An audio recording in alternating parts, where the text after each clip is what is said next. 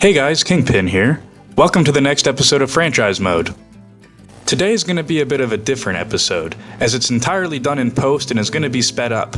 We're going to focus on detailing up what we've already built instead of making something new, but I'm going to explain exactly why and what I'm doing. School has been really hectic right now, so I haven't had enough time to make full-blown episodes, so I hope this will be okay for now. Exam week is almost over though. Starting Monday I'll be able to go back to my full-time. One of the most difficult things to do in Planet Zoo is fill up those little areas that aren't big enough for an exhibit, but you want to have something there that's not just grass. The easiest way to fix this is to think about what region or area you're building. For example, right now we're making a North American section, so we're going to add North American animals to this sign. We can also add little details to the cougar exhibit to label it, which we'll do later in the video.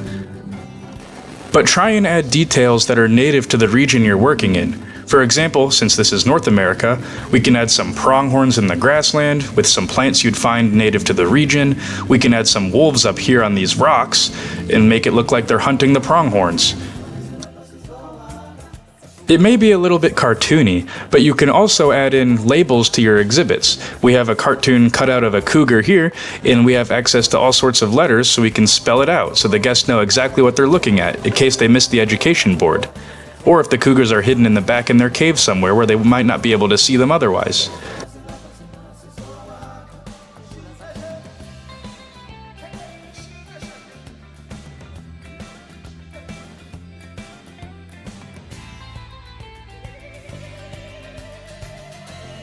This section's looking better already, but it's not very safe for the guest. They can just go walking right off this ledge, and we don't want that to happen.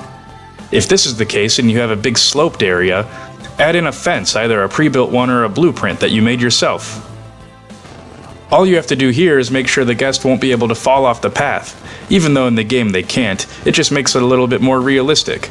The guest will always try to stick to the path and never go cause havoc off of it. After you make your path, don't be afraid to add in some plants native to the region to go break up the view. This way, it'll look more like a complete section in the zoo. Think about it, zoos aren't just paths with animals, they have lots of plant life too. This is a perfect example of an area you should add some plants. See how it kind of breaks up the Amazon section to the North American section? You'd still be able to see all the tropical palm trees from the cougar exhibit, which we don't want. There are so many different objects in Planet Zoo you can use. A lot of them I haven't even seen yet since the game is still so new, so if you do find something that you like all of these pachyderm statues from the construction menu, use them while you can so you don't forget about it.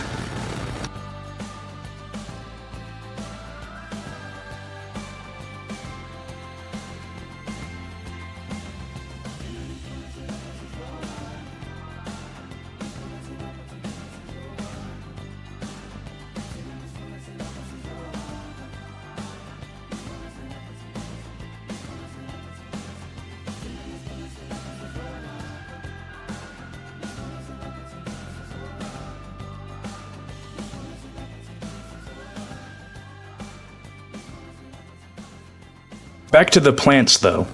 Luckily, since this isn't a part of the cougar or capybara exhibit, we can add any plants we want and it won't bother either of them. So don't be afraid to add huge trees or something to break up the guest's view.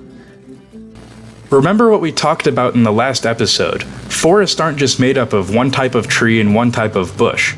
Try and mix it up. Unless you're purposely trying to make a flower bed or something where there should only be one species.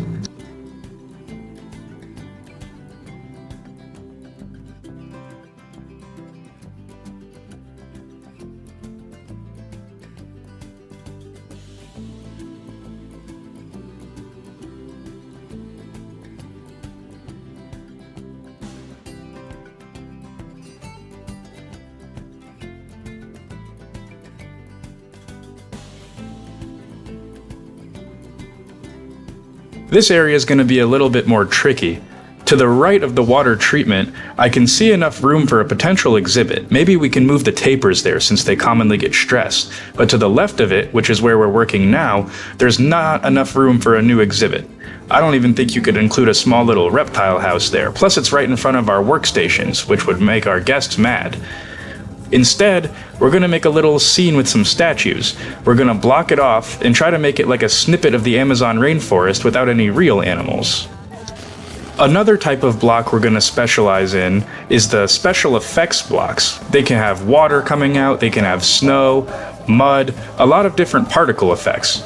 They're really convenient, and you can make a pretty convincing fountain with them. Although we're not going to try that yet, we're just going to have some water streams jetting out to make it look like a crocodile is about to attack. It'll all make sense in time, trust me. I'm not sure where I got them from, or if they come with the DLC or the base game, or even the campaign, but I have these capybara statues, and I'm going to place them around just like it is a family of capybaras. I have this saltwater crocodile one too, and while not a caiman, it's close enough for now. If we ever get a caiman statue, we'll have to come back and replace this. But for now, it's just going to be like a scene out of the Amazon, so before the guests see any actual animals, they can get immersed into the region. If you're going to do this, try to make it an exhibit without actually making an exhibit. Add stuff that the capybaras would still like, but don't make it too big to the point where you could actually have capybaras in there. You don't have to worry about stress and wellness if the animals are statues. And these fountains look really nice. Just keep making fences so guests can't get off the path. And if there's an area where your fence is a little bit too big, just swing over some trees or even a rock formation to block the guest out. You should always let them see over the fence if you're trying to have something within view, but if you're trying to hide more behind the scenes stuff, don't worry about it. For example, this building is where all of our workstations are, like our trade center, some of our vets, and our staff rest center. We'll add plants there, so the staff can still know the building's there, but the guest will have no clue what it is. And since this area is too big for our fences, since it's a blueprint and we can't make them any smaller, we'll add rocks to break up the monotony.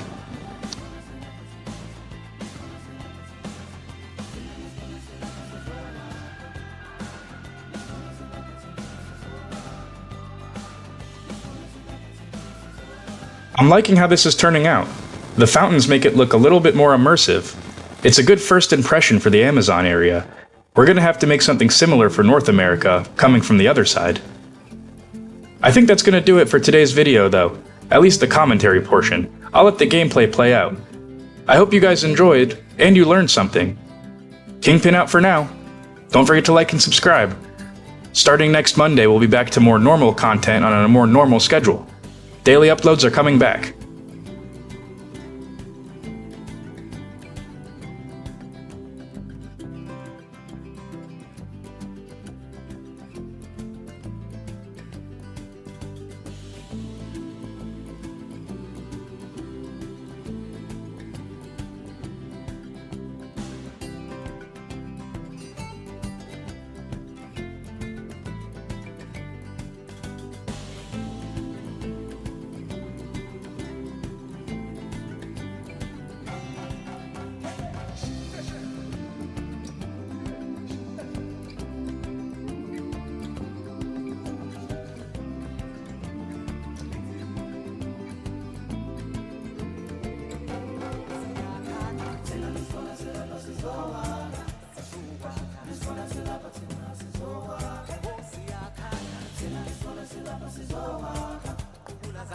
This